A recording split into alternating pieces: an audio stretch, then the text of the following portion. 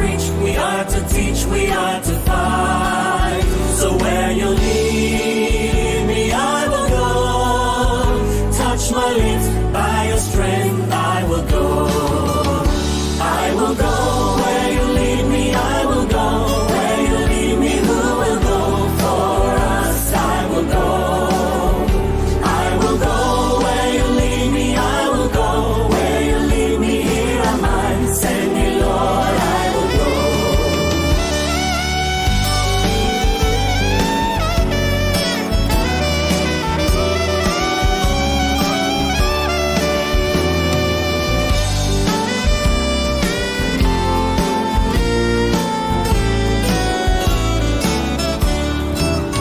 Because my eyes have seen the King, I must tell all the world, worship Him. In all the nations, in all the world, where He sends me, yes, I will go. I will go where you lead me, I will go. Where you lead me, who will go for us? I will go. I will go where you lead me, I will go. Where you lead me, here am I. Send me, Lord, I will go. I will go, I will go. Who will go for us? I will go. I will go, I will go. Here am I. Send me, Lord, I will go. I will go, I will go, I will go.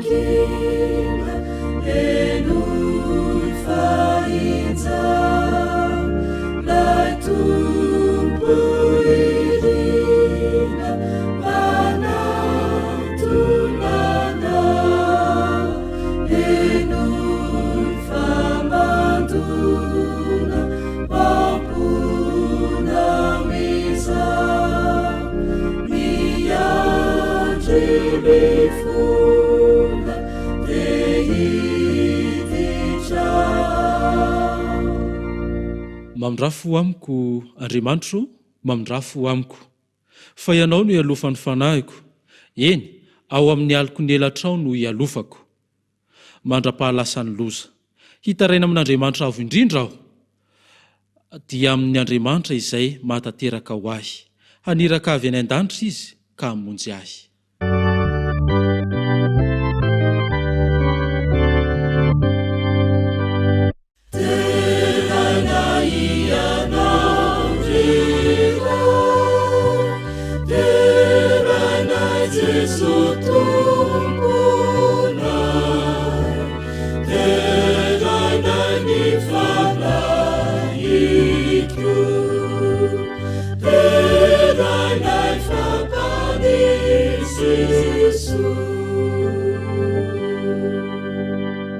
manasantsika rehetra hiaraka anondrika ny lohantsika hivavaka isika. Tompo Andriamanitra Renazany an-danitro, misaotra anao zahay noho ny nanomezanao anay manokana izao fotoana izao ahafahanay miantso inaranao, mangataka fanahy masonao mba anenika izao toerana iangonanay izao ianao, ary izay rehetra miaino izao fandarina sy manaraka izao ho fenohy ny fanatrehanao ny toerana rehetra misy azy reny, ary eo ka melombelona ny fo amam-panahinay ianao. Mitenena aminay Tompo, araka ny habe famindramponao azavao aminay izay tianao ambara fa miaino ny mpanomponao na an Jesosy. Amen.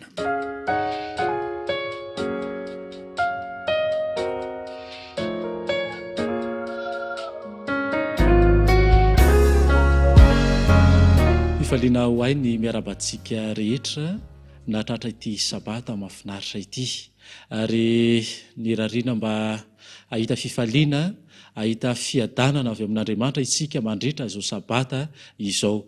Ary fifaliana ho ay ihany koa ny manolotra ho atsika ireto namana izay miaraka mitarika amin'ny fanompoam-pivavahana amin'izao sabata masina izao. Nitondrantsika ny amin'ny vakiteny soratra masina dia ny cheftaine Maoly Razafindramaro. Hitondrantsika ny amin'ny fanompoam-pivavahana ho amin'ny fanatitra sy ny ampahafolony cheftaine Jeny Ratsimbazafy. Hitondrantsika ny amin'ny toriteny ho an'ny ankizindray ihany koa dia cheftaine Tsiky Andria Narsoa. Ary hitondrantsika ny amin'ny ny afatra ho atsika rehetra, fampaherezana ho atsika rehetra dia ny pasteur Rakotopiera Jean Sosten. Dia andeha hiaraka ifampiarahaba atsika nahatratra izany sabata izany, dia hofantanana ny atokantrano tsiraray avy ihany. Dia andeha tsika hiaraka hanao ny hira fa 720 hiderahantsika n'Andriamanitra amin'izao sabata izao.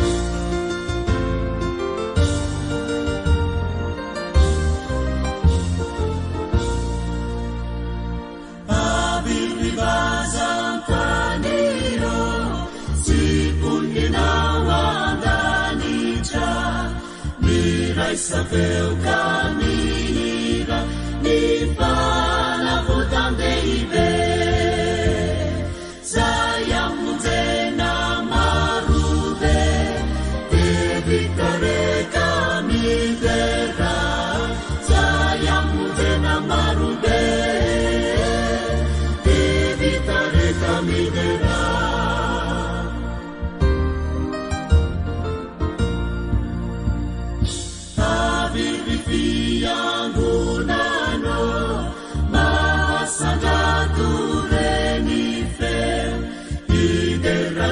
Panavuta natia nefichaziza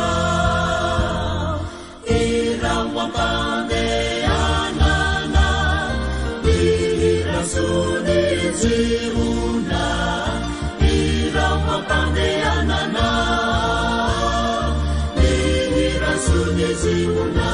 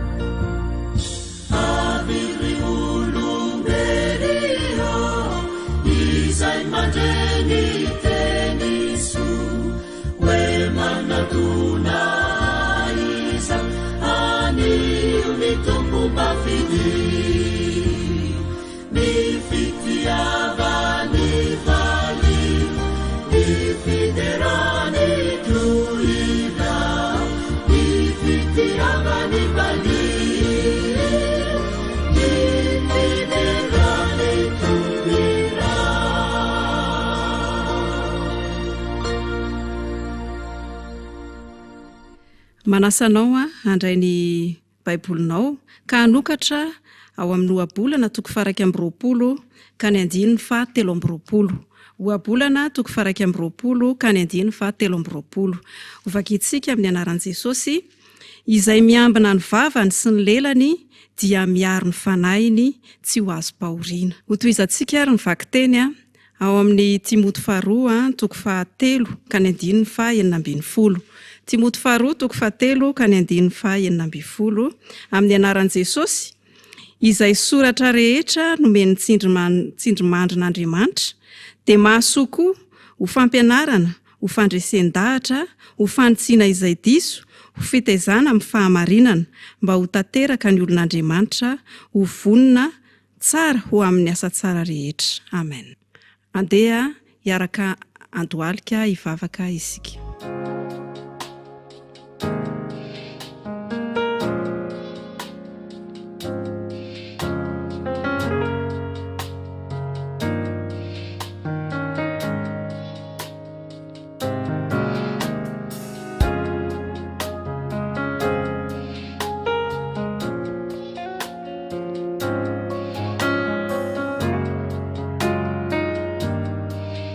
Andriamanitro rainay tsara sy masina indrindra izay any an-danitra, midera misaotra mankalaza manome voninahitra anao izay noho ny fitiavanao sy ny famindrapo izay ataonao aminay isan'andro. Mangataka aminao izay mba mindra fo aminay ary amelany elokay ka ho hita tsy manatsiny ao anatrehanao izay amin'ity sabatanao ity. Mangataka aminao ihany koa izay mba hanomezanao ny fanainao masina ka raha iain'ny teninao izahay dia mba ho tany lona ka handrin'ny teninao aneny fonay tsirairay avy. Tondram-bavaka ireo izay mijery izao fandaharana izao, ianao Andriamanitro no hitany tsirairay avy ka azo hery ane izahay tsirairay avy. Hitany salama koa ianao ary hanasitrana azy amin'izao fotoana izao. Amin'ny anaran'i Jesosy, amen.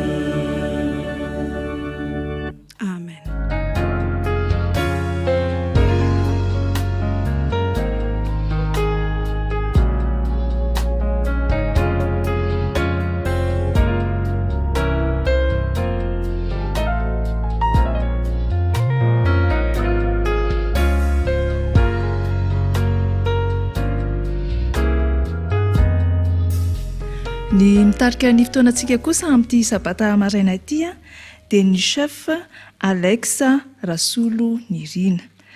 Ankehitriny isika dia tonga amin'ny fotoana ny fanompoam-pivavahana, fanatitra sy ny ampavolony. Ilay mpamily tsy hita maso, kanefa meloha izany dia manasa antsika rehetra hanomana ny fanatitra sy ny ampavolony ao anatin'ny minitra vitsy. Rehefa voahomana izany dia ndesika hitondram-bavaka izany fanatitra sy ampavolony izany. Iaraka hivavaka isika. Andriamanitro, misaotra anao izay amin'ity sabata ity. Misaotra noho ny fitahina rehetra nataonao taminay sy ny fanambinana ny andritry ny enemana. Ankehitriny izay hanolotra izao fanatitra sy ampavolony izao ho fanohanana ny asanao amin'ny lafiny rehetra. Da io izany Andriamanitro mba havita be amin'ny asanao. Amin'ny anaranao Jesosy no angatahana ny vavaka. Amen. Ilay mpamily tsy hita maso. Izao no voalazan'ny Salamo 80:2. Jehovah no aram-batoko sy batery fiarovana ho ahy ary mpamonjy ahy. Andriamanitro vatolampy ialofako sy ampingako ary tandroka famonjenay sy fiarovana avo ho ahy. Miankohaka amin'Andriamanitra izay ananantsika isika satria izy ilay mpanafaka azo antoka indrindra. nanomboka tamin'ny nanosorana azy ho mpanjaka fonizy fa 12 taona mandra-pahantitra azy dia niatrika loza manambana marobe i Davida. Andenge ho tanysaintsika izany loza nananotanina azy zany ary ny loza teo anoloany mandrakariva. Anisan'izany ireo liona sibera izay tsy maintsy nosetrainy. I Goliata ilay lehilahy goavambe, i Saoly ilay mpanjaka be fialonana, ary Absaloma ilay zanalahy be avinavina. Velim-piderana nefa i Davida noho ny arovan'Andriamanitra azy tamin'ireo adana trehan'ireo, narovan'Andriamanitra ny ainy, ary dia niankohaka tamin'ilay Andriamanitra vatolampiny izy sady fiarovana avo azy ary mpanafaka azy ihany koa. Nisy fianakaviana anankiray ihany koa misionera teto Madagasikara niaina ny fanandraman'ny fiarovan'Andriamanitra mahagaga tahaka ny Davida. Raha vao maraina tamin'izay dia niainga anao dia lavitra maharitra mandritra ny 12 ora ireto fianakaviana kely ireto, mpivady miaraka amin'ny zanany vao 9 volana monja.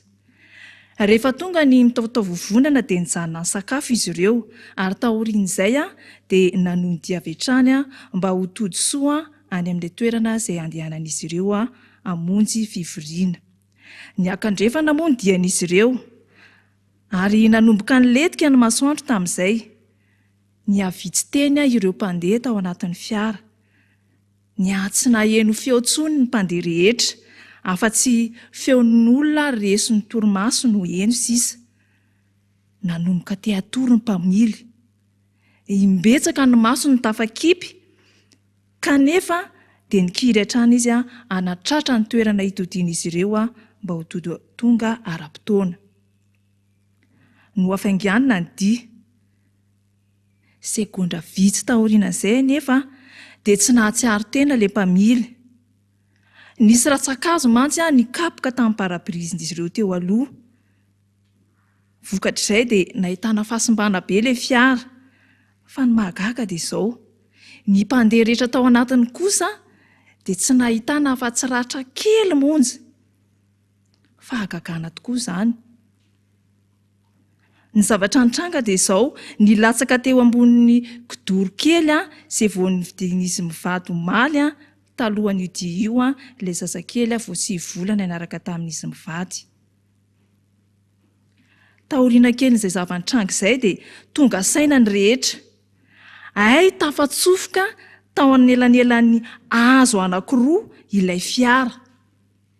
Ny zava-nisy anefa dia izao, nisy hady na hoe antsana eo an-daliny sy eo ankilany ny lalana izay nalehan'izy ireo. Mety ho hafa ny zavatra nitranga raha tsy nisy an'izay zavatra hazo anankiroa niaro azy ireo izay. Nisy mpamily tsy hita maso niditra an-tsehatra tamin'ny fotoana io. Ry havana malala, ry tanora isany, mbola miasa trano koa Andriamanitra amin'izao andro iainantsika izao. Tahaka ny tamin'ny andron'i Davida, tahaka ny nataony tamin'ireto fianakaviana kely misionera ireto, dia mbola miady ho antsika izy. Ka moa ve tsy miendrika ny fiankofantsika tanteraka ilay mpanafaka? Azontsika ataony miankohaka amin'ilay mpanafaka lehibe anio, amin'ny alalan'ny fanolorantsika ny ampahafolony sy ny fanatitra izay antsoina hoe fanoloran-tena. Andehantsika hiaraka hivavaka ho amin'izay fanentanana izay. Andriamanitra, velom-pisaorana anao izay satria ianao ny vatolampy sy fiarovana avo ary mpanafaka anay. Raiso ny fiderana ataonay raha manome voninahitra anao amin'ny fananana izay anananay izahay. Amen. Etsika manatanteraka ny fanatitra sy ny ampahafolony dia feonkira no andeha hanatanterantsika izany.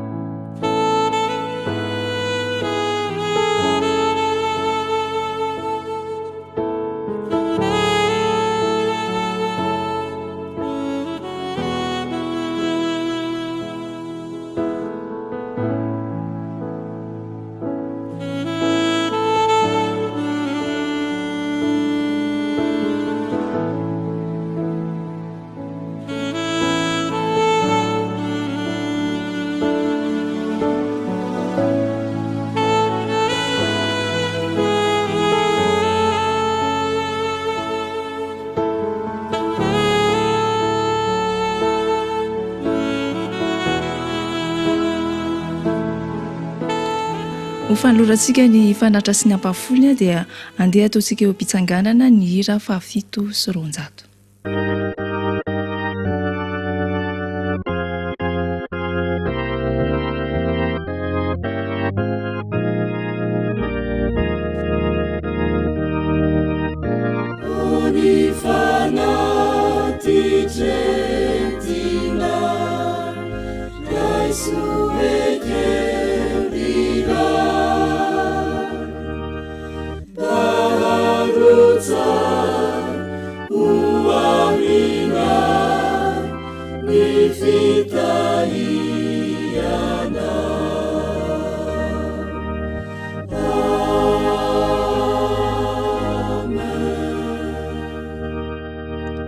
Amen.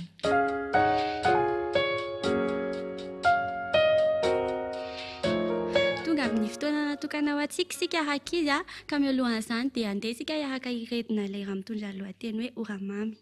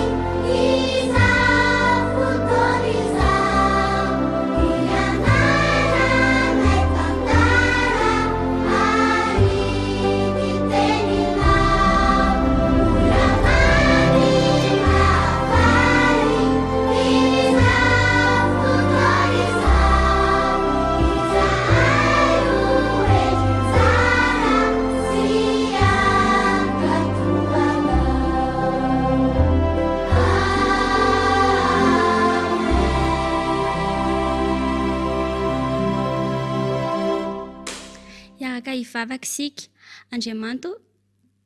Andriamanitra indreto mpanompokelinao vonina iainanao koa mitenena fa vonina iainanao izahay. Amen.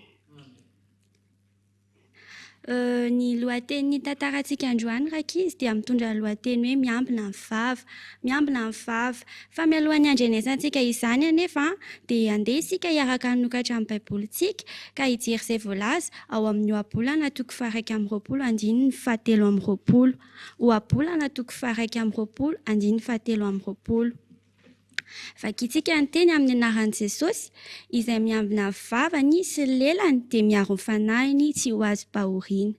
Izay miambina vavany sy lelany dia miaro ny fanahiny tsy ho azo pahoriana. Enoy ane ty tantara ty dia ho azontsika rakizy ny tian'izany tenin'Andriamanitra izany ho ambara. Indray mandeha nisy lehilahy lehibe anankiray izay ny tantara tetsy teroa fa mpangalatra hono ny mpifanolo-bodirindrina aminy. Ity tovolahy mpifanolo-bodirindrina aminy ity no nendrikendrehany eraky ny fiarahamonina. Rehefa henon'ny polisy izany dia voasambotra ity tovolahy ity ka nogadraina rakizy. Rehefa nigadra andro vitsivitsy izy dia nahita ny mpitsara fa tsy misy porofo manamarina mihitsy fa mpangalatra rakizy ity tovolahy ity ka dia afaka soamantsara izy. Rehefa tafavoaka soamantsara tao ity tovolahy ity dia ino ozy izy nareo nataony? Notoriany ihany koa ity rangahy lehibe izay nanendrikendrika anazy ity ary dia nigadra ka niakatra fitsarana. Rehefa tonga ary ny fotoana fitsarana dia nantaniana ity lehilahy ity hoe inona no antony nanendrikendrehanao an'ity tovolahy anankiray ity. Tsy taitra koa rakizy ity rangahy ity namaly hoe zah nge tsy nanao ratsy inona no atosoko izy. Ny fahitako anazy fotsiny fomba fijeriko anazy dia efa ampy milaza fa ohatrany hoe paozina mpangalatra ity tovolahy anankiray ity. Ary zah akory tsy niteny hoe sambory izy fa nareo no te hisambotra an'io tovolahy io. Ozy izy ity rangahy ity. rehefa namaly ankizy ity mpitsara dia hoy izy hoe ity ary misy taratasy dia ity misy stylo dia soraty ao ny zavatra rehetra noteneninao momba n'io lehilahy io. Dia noraisiny ity rangahy ity ankizy ilay taratasy stylo ka nosoratany ny zavatra rehetra izay noteneniny. Rehefa vita izay dia hoy ilay mpitsara hoe mandehana aloha ianao mody dia potipoteo iny taratasy iny dia apartao eny amin'ny lalanao mody dia miverena indray ianao eto rapitso. Dia lasa ity rangahy ity nitondra ilay taratasy dia nipotipotehany ilay taratasy ankizy ary lasa izy nody. Tonga indray ary ny ampitso izay hianonany valin'ny didy mpitsarana dia efa vory teo daholo ny olona dia niteny indray ankizy ity mpitsara ity hoe mialohan'ny ilazako ny didy mpitsarana dia mandehana indray ianao aloha tsy pony daholo ireo taratasy rehetra izay nafafinao eraky ny lalanao omaly ary hoeto miveriny eto fa miandry anao izahay. Hoy ity mpitsara ity mantsy an'ilay rangahy lehibe. Mandehana fa manina ianao tsy mandeha? Tsy nahetsika ankizy ity rangahy lehibe ity. Fa manina ianao tsy mandeha? Ka ahoana moa tompoko no mbola ahitako an'ireny potika taratasy ireny? Zavatra efa omaly anie ireny. Ny sasany izao efa tsy hita tsony, efa lasan'ny rivotra. Ny sasany indray vao nifafan'ny mpamafa lalana teo, tsy hita tsony izany ka ahoana ny tadiavako an'izany? Hey! Hoy izy ilay mpitsara. Tsy safa amin'izany ange no ataonao tamin'ity tovolahy anankiray no endrikendrehanao io Ny teny nolazainao tamin'ny olona sy ny fanendrikendrehana nataonao anazy no saika nanimba ny fiainany sy nanala-baraka anazy teo amin'ny fiarahamonina ary tsy ho vitanao intsony ny hamafan'izany. Tsy azonao fafana intsony izany ka noho izany meloka ianao andriamatozy izy ity mpitsara ity. Ajanontsika hatreo ankizy iny tantara iny fa andeha no lesona no hamafisintsika. Ankizy tompon'andraikitra feno amin'ny zavatra lazaintsika isika ka noho izany mba tsy hahatonga alahelo na korotana na faharavana eo amin'ny fiainana namantsika dia tsara kokoa raha mangina isika toy izay lasa zavatra tsy momba ny namantsika. Izay miambina ny vavany sy ny lelany dia miaro ny fanahiny tsy ho azy pahoriana. Hoy ny teny izay novakiantsika teo. Mino fa hanomboka izao ny ankizy rehetrarehetra dia samy eritreritra tsara mialohan'ny tenenana ary ambina ny vavany dia amin'izay ho voaaro daholo ny fanahintsika ka tsy ho azo pahoriana. Iaraka hivavaka isika. Rainay ampio ny ankizy rehetra iambina ny vavany ka tsy teniteny foana ary andeha araka ny lalanao ho voninahitra ao. Amen.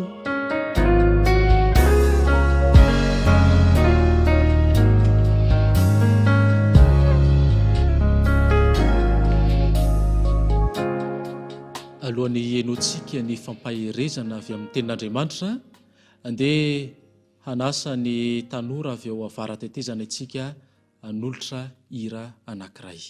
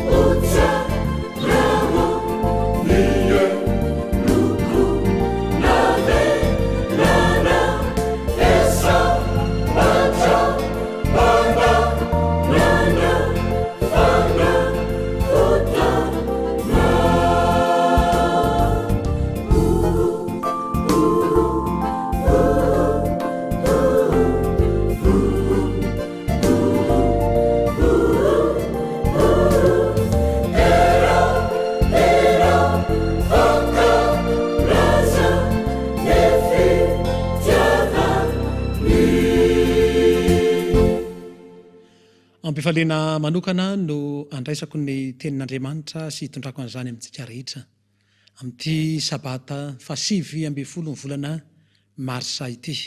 Marihana manokana fa andro maneran-tany ho an'ny tanora adventista ity androany ity, ary mitodika manokana amintsika tanora zatovo tsirairay avy ary miaraba anareo ho ampitombony tompo aminareo any amin'ny fahasoavana sy ny fitahiana ary ny fifaliana no andrakitra ny androm-piainantsika tsirairay avy. Amin'ny ty androany ity ihany koa dia tiako ny mampatsiahantsika fa misy ny fotoana lehibe izay anatanterantsika ny herinandro fiaraha-mivavaka, ary manomboka androany izany fotoana izany mifarana amin'ny herin'ny androany. Koa asaiko ety ampiandohana sady isika rehetra mba hanaraka sy anjoy izany fandarana izany isakariva amin'ny eninora eto amin'ity fandarana ity no anarahantsika azy, ary kosa isaky ny amin'ny eninora sasany any amin'ny fiangonana adventista tandriny andro fafito dia misokatra anasanantsika rehetra mba ho tonga hanatrika izany fotoam-pivavahana lehibe izany. Mialohan'ny andraisantsika ny tenin'Andriamanitra ary amin'ity androany ity nefa sitrako indrindra ny tarika ny fo amam-panahintsika ary tarika ny saintsika mba ho eo am-pototry ny ary fijalian'i Jesosy, dia hiaraka hivavaka isika ka hanondrika ny lohantsika.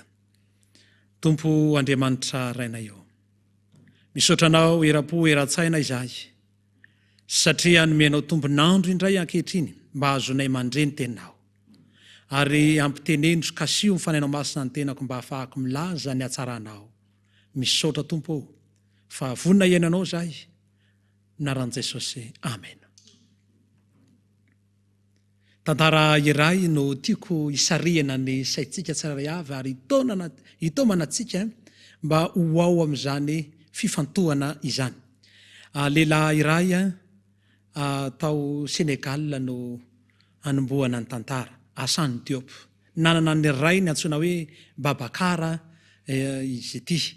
Ireto fianakaviana ireto dia fianakaviana iray izay nifindra-monina, niala tao amin'ny firenena nisy azy ary nifindra ho any Frantsa. Rehefa tonga tany Frantsa izy ireo, inga Babakara rainy kosa dia nitady toerana iasana ary niasa tamina orinasa iray, nanana izy azy. Ary tamin'izany fotoana izany vao endrikendrika ny lehilahy fa nangalatra rojo diamant. Ary tamin'izay fotoana izay dia tsy maintsy nandraisina ny fepetra, ndraisina ny fanapahan-kevitra, ary dia nigadra ity ray aman-dreny vao endrikendrika ity. Kivy no izany toe-javatra izany izy, ary vokatry ny fahakoviana dia namony tena ary maty tao amin'izany fonja izany izy. Kamboty tsy fidiny Hassan Diop, 19 taona taty aoriana, raha ny marimarina kokoa 20 taona taty aoriana, dia tonga saina ny lehilahy rehefa avy namaky ny boky izay fanomezana avy amin'ny rainy, dia nanaraka ny fampianarana rehetra tamin'izany boky izany, ary io boky io dia nanova ny fiainany tanteraka. Vokatr' izany nanapa-kevitra izy fa mahalifaty ny orinasa ary ny mpampiasa izay nahatonga fahafatesana ho an'ny rainy. Narahany avokoa ny toromarika rehetra tao anatin'izany boky izany, na inona ahafahany mahatanteraka izay fikasana izay.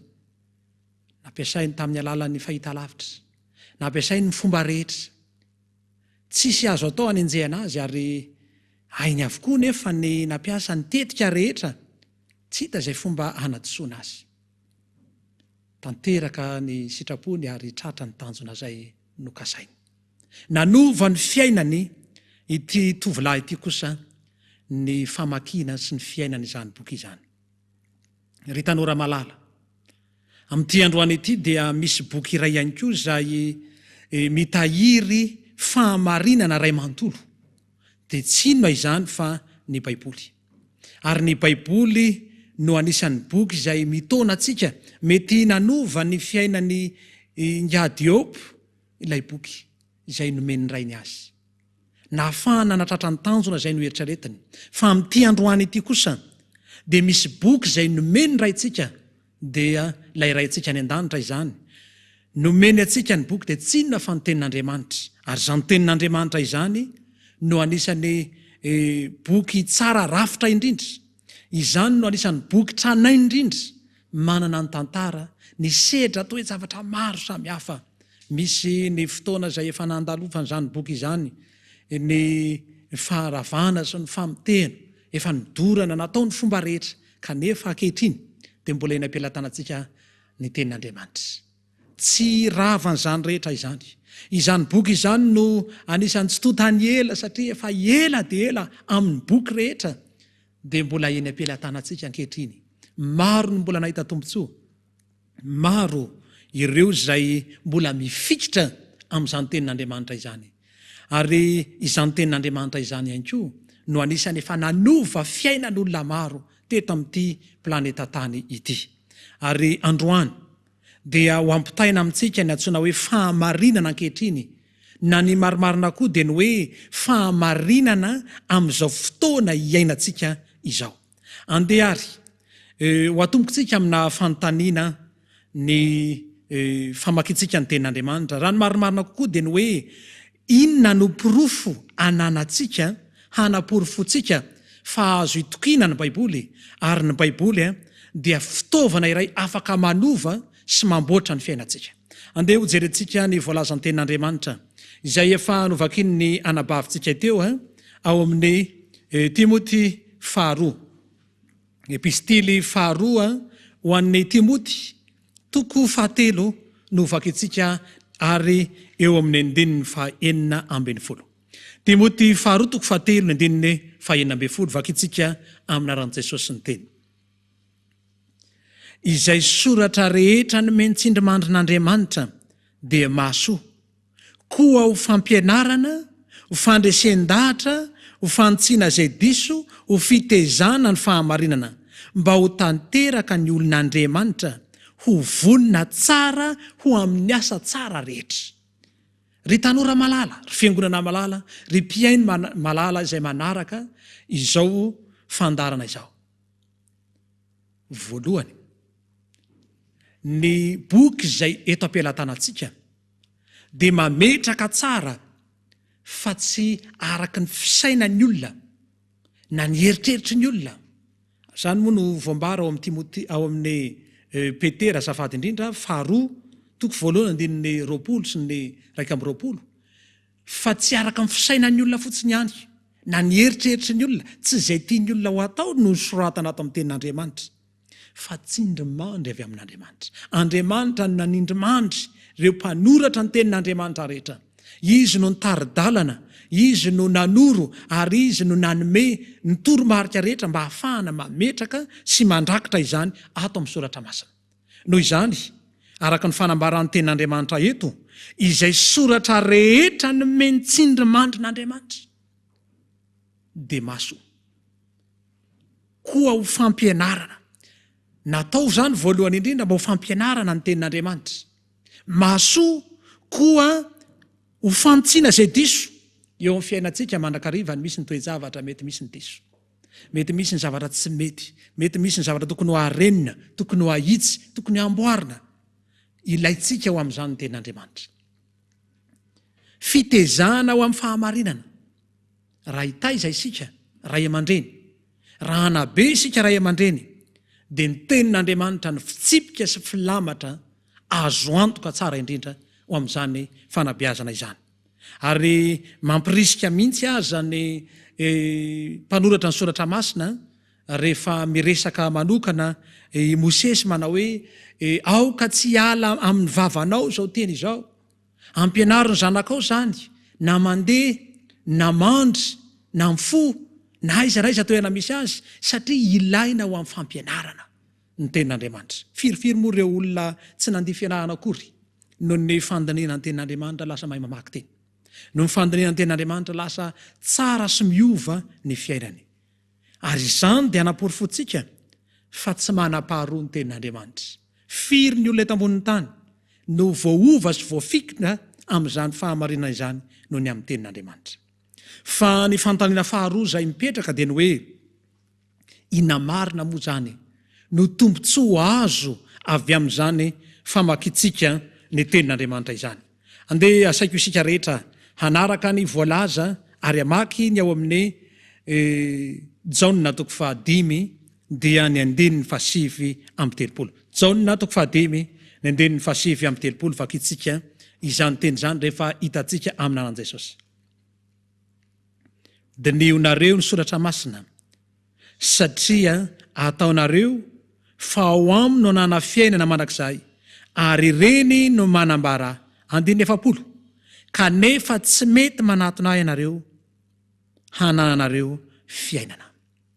Ry tanora malala avako, amin'ity androany ity, izany tombontsoa lehibe omeny ny tenin'Andriamanitra antsika. Dinihonareo ny tenin'Andriamanitra. Dinio ny soratra masina mampirisika antsika Andriamanitra mba handinika anana hianatra ny tenin'Andriamanitra. Satria zavatra roa lehibe ny tombontsoa azo. Voalohany, hananana fiainana mandrakizay.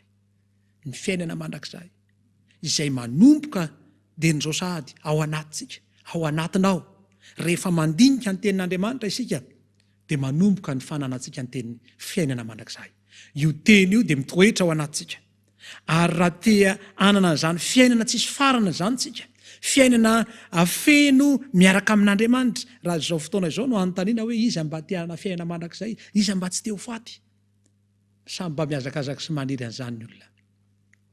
Na ny olona efa mba avahoana fahafatesana aza mbola elanenina ihany, sao dia sanatria mbola velona.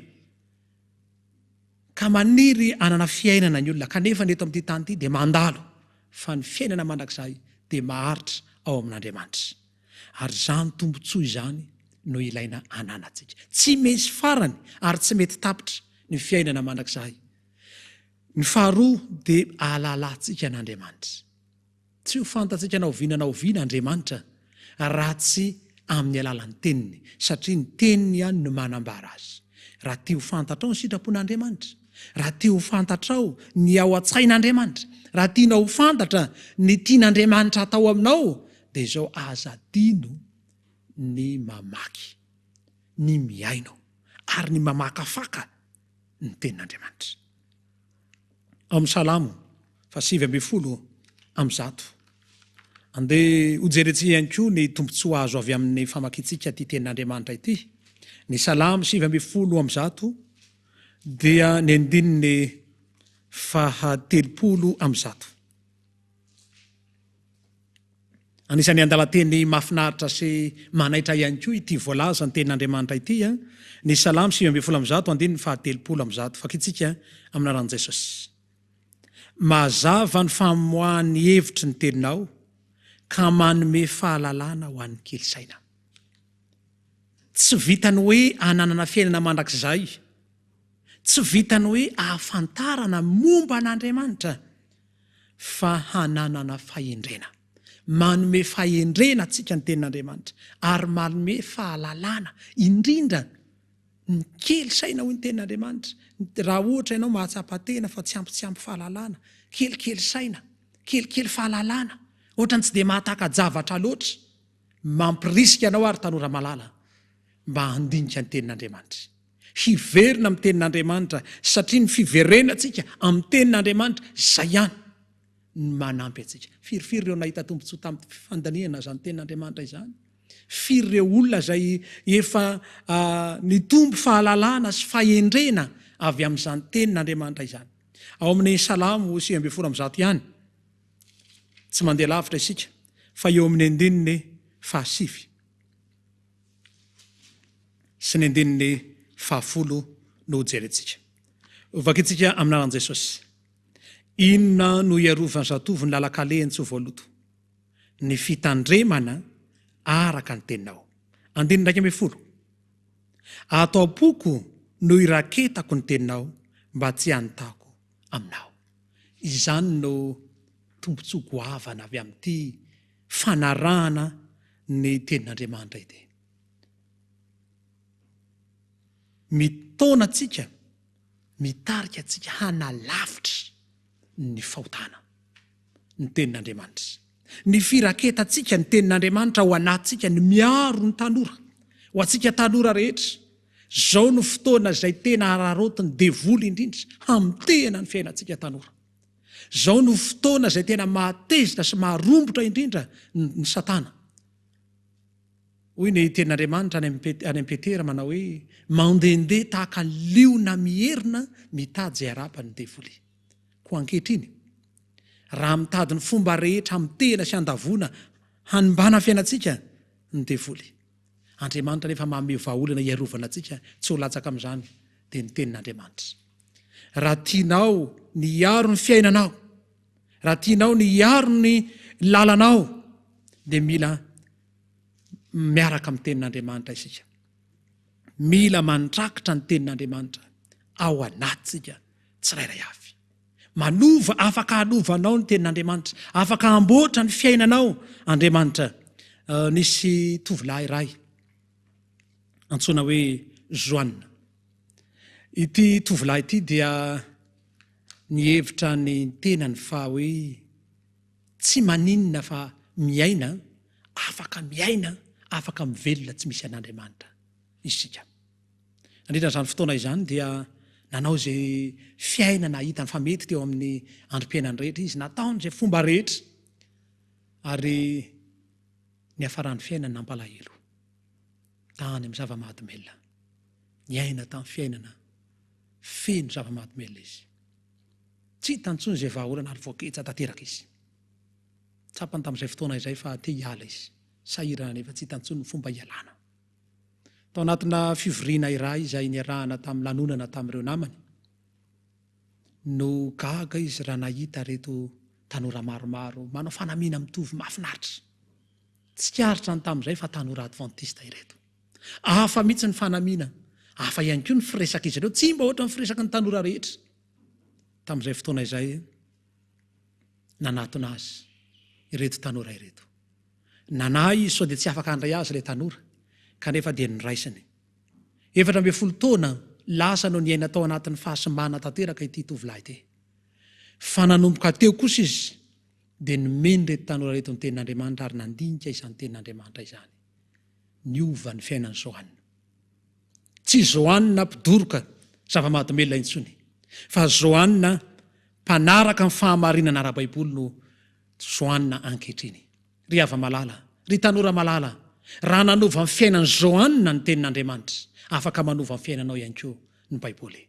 Miantso antsika tanora rehetra mba hiverina amin'ny tenin'Andriamanitra, hifikitra amin'ny Baiboly, tahaka ny hoe fitiavantsika zavatra goavana anankiray, tokony mihoatra lavitra noho izany ny fifikirantsika ny tenin'Andriamanitra. Mety be dia be ny zavatra mangeja antsika tanora, ny azona antsika tanora, ary mety efa tsy afaka ny amin'izany rehetra izany isika tanora, fa ankehitriny dia miantso antsika rehetra ny tenako, hiverina amin'ny tenin'Andriamanitra, fa afaka hamboatra ny fiainanao Andriamanitra, ary manatona an Jesosy, fa Jesosy kosa dia hanala izany zava-manahirana izany ny fiainanao, ary hamboatra ny fiainanao ho fiaina feno milamina ary ho tonga lavatra. Sitrakintsika ve mba hanazany fiainana feno sy milamina ao amin'ny Kristy izany.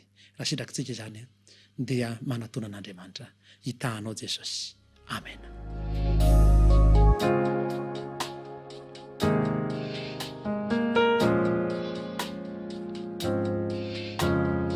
Isorantsika Andriamanitra no izany fampaherezana mahafinaritra izany.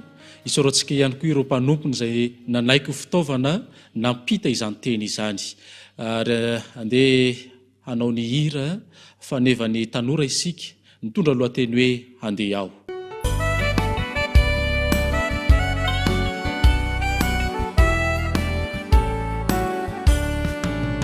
Nantsony isika narady hiambina hitoriko ani Kristy, tompotario nahazale ny molotro otendre hosayane. Zao handeha laizy antsononao, zao handeha laizy antsononao nisande hiaranoina handeha. Zao handeha laizy antsononao, zao handeha laizy antsononao intiao irao ao handeha.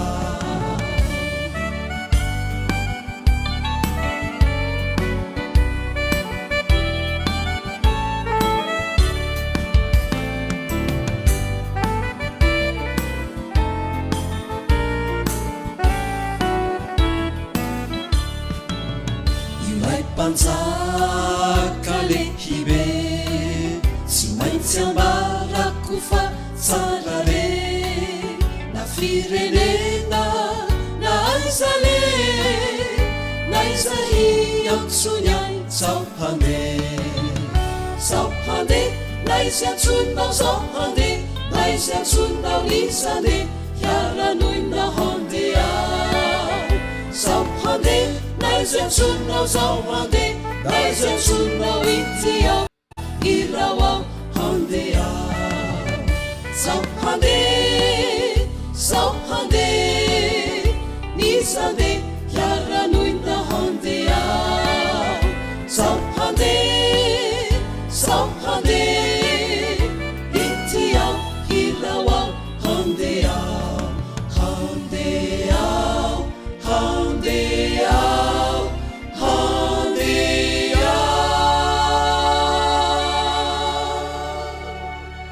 iaraka ivavaka isika tompo andriamanitra ray eo misaotranao zay no ny teninao misaotranao ity andro androany ity ary ampitoera ao anatinay zany mitahiny fiainana rehetra ary ao ka hanova ny fiainany tanora ianao manomboka izao nan Jesosy amen.